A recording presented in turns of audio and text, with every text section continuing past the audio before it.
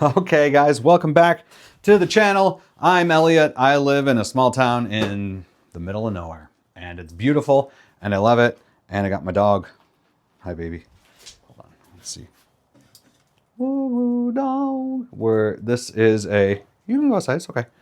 This is a tiny little garden shed. I think it's a garden shed. It smells like fertilizer in here, and I've got plans. I got something fun planned for this space.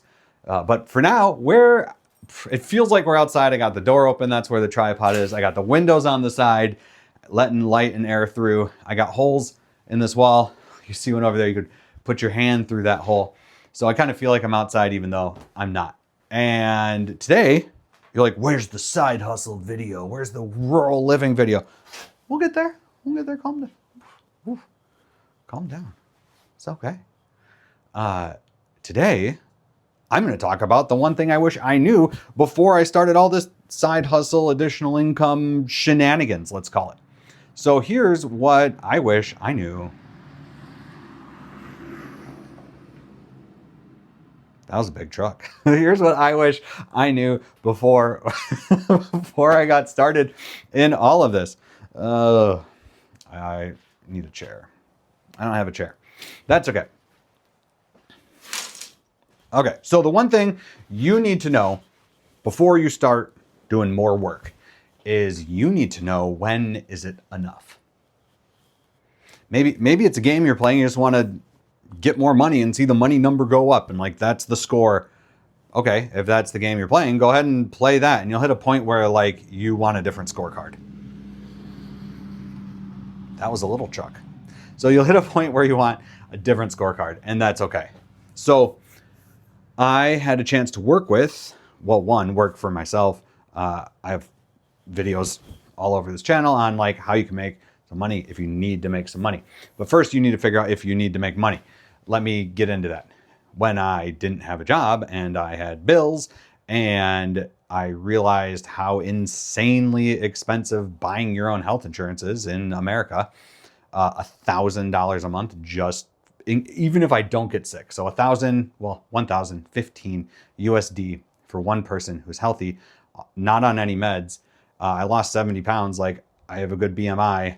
And if I don't utilize the healthcare at all, in addition to taxes, like we still pay taxes and that doesn't include healthcare. Anyway, this isn't a video about that. This is about like, I need to be able to make that much money. How many hours do I need to work to do that? And what can I do around here to do that without it interfering with the rest of my life? So that's where I got in on this. So I hopped on YouTube, I Googled it, I looked around, I talked to people I knew, and I had a chance to, people needed help. If you put the word out there, so I'm going to talk about enough in a minute. So I worked with two different crews. One crew, let's just call them Builder Group 1.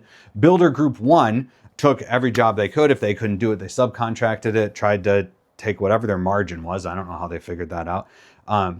They were a competitive bid.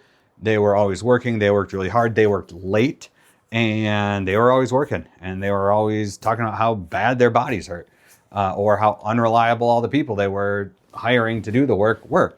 They didn't seem very happy. They were working and they were making enough that they kept working.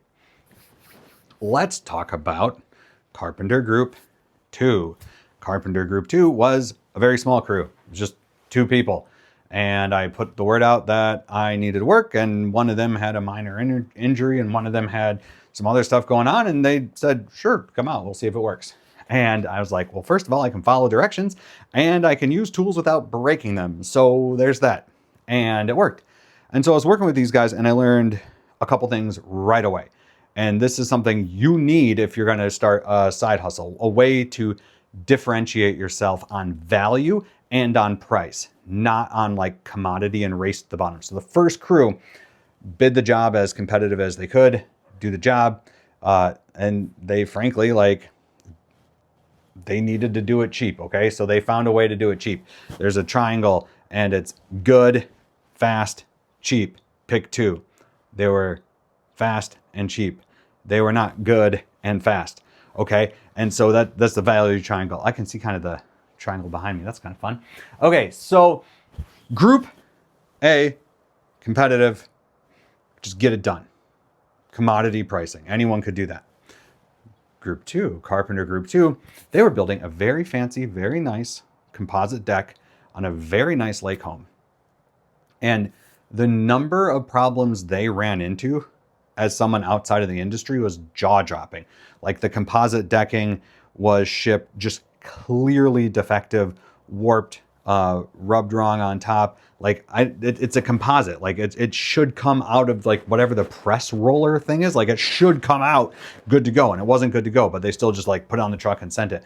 And it was amazing to watch the lead on this team be like, nope, it's clearly defective. We're not going to use it. Like we can try and push pull stuff and get things to fit, but it wasn't working. It wasn't the right product. And he was like, no, like they need this deck done before the next cottage, cabin season, right? And we're going into winter. They didn't need the deck done now. So he's like, I'm not going to put these clearly defective boards on here. Look, and his whole attitude, I realized, was like this. So people hire the first crew to build a deck and get it done.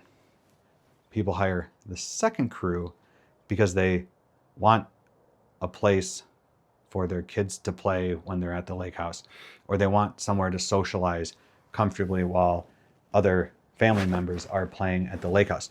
They do not want to look out at a $100,000 deck and think the contractor was a pain. I can't believe they did so bad. They broke a window while they were pulling all these boards in. What a freaking disaster. They never pulled permits and I got dinged on that. Like, that's not what he's selling. He is selling a beautifully finished deck. You don't have to worry about it. And actually, in a perfect world, you would look, the deck wouldn't even register. You just see people playing and having a good time. So he's selling that whole thing. It's not a race to the bottom. He's like, look, you could hire a crew that would get this done faster, but they're going to slap these bad boards on there. And then the other thing that astonished me was he stopped working at 5. He knew when enough was enough. The other crew, we had truck lights on, our headlights on, headlamps, flashlights, making mistakes, still working into the dark, but it's got to get done. We got to get on to the next job. And like, that sucked. And they were making less money than option 2.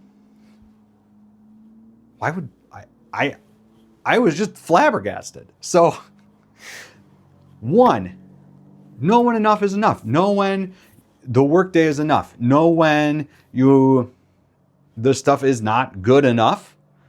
Kick it back. Get new stock. Different. So the values these people were providing were incredibly different. And I'm pretty sure from what I could see, we're talking difference in a zero. Like we're talking about the difference between a $10,000 deck and a $100,000 deck, or a $5,000 deck and a $50,000 deck. Blew my mind. So now, once I was introduced to, and I'm looking at more physical labor stuff like garbage hauling, delivery. What else did I do? I did installation, roofing, greenhouse plastic rewrapping, haul away for that. I did cleaning, detailing, landscaping. I did it like everything. But I knew how much money I needed to make. I needed to pay that medical bill, right? For example. Okay, so what is this for? Are you doing this side hustle because you want more money because you want more money? Cool. Are you doing it because you need an extra $200 a month so you actually have a savings, so next time you have that medical bill pop up, you can pay for it? Sweet. Are you trying to get to $200 a week so you can take your family on a fun trip because that's important to you? Sweet. Okay. So I want you to know when enough is enough. And then you can build blocks for these things. So if it's like, hey, I got 2 hours a day for a week, 2 times 7, I got 14 hours. I got 14 hours to work on this thing. So how much do I want? I want to make $100. Okay, well, you could do that at minimum wage somewhere. You got this figured out. But if you need to like squeeze it between all your other stuff, that's when it's nice to do a side hustle because you can schedule things. We'll turn you around. Let's see what's driving by. Come on, what do we got? What do we got?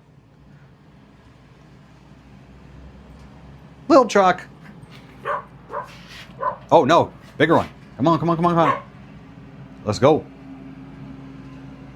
It's James. There goes James. Nice. Okay. So how much time do you have? What's enough time? And what's the money? What's enough? Know what your number is. Pick your number and stick to it. Let's go.